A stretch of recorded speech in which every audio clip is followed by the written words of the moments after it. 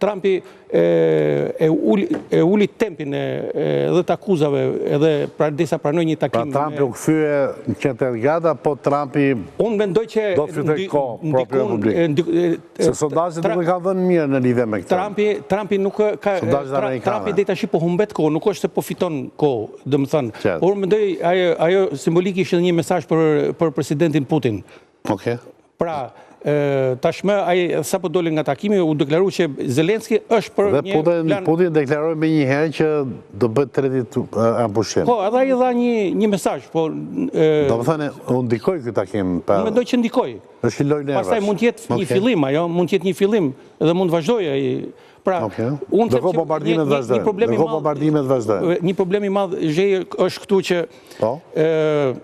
Zelenski flet për armpushim dhe për bisedime, ndërsa Putini flet për vazhdim lufte dhe për marrëveshje.